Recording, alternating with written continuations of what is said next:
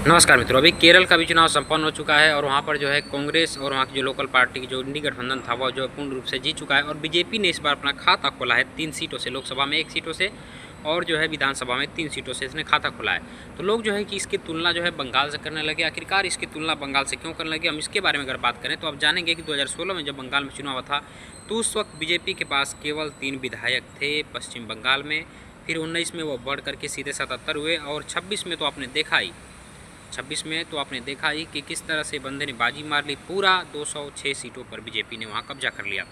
तो लोगों ने राहुल गांधी के कमेंट्स में बहुत सारी प्रक्रियाएं की थी जब उन्होंने बंगाल चुनाव को लेकर के सवाल उठाए थे कि बंगाल चुनाव में तो लोकतंत्र की हत्या हो गई, यहाँ पर सरेआम जो है कि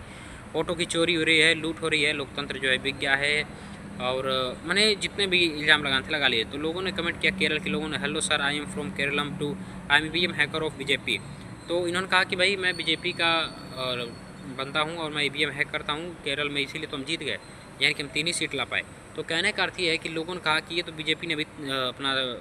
समय खुला है आने वाले 15 साल बाद या आने वाले और 10 साल में, यानी कि और दूसरे चुनाव में, तीसरे चुनाव में वहाँ पे बीजेपी पूर्ण रूप से कब्जा कर लेगी। अब देखिए, बीजेपी के न जीतने का सबसे बड़ा कारण है कि तमिलनाडु और केरला में जो है कि द्रविड़ राजनीति होती है और सबसे बड़ी कारण ये है कि यहाँ की राजनीति उत्तर प्रदेश और बिहार में राजनीति नहीं होती है, बहुत उलटफेर होता है यहाँ पर।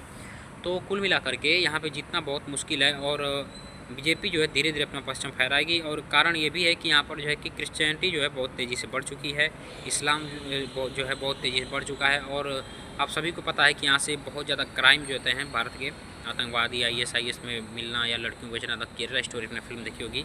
तो उससे आप समझ सकते हैं कि आखिरकार यहाँ बीजेपी क्यों नहीं जीतती है, किस तरह से यहाँ पर कट्टरवाद जो है कि अपने चरम पर है। खैर, आप बीजेपी को लेकर के क्या सोचते हैं? मिलते हैं अगले वीडियो में, तब तक ले जाए कमेंट कर बताइए।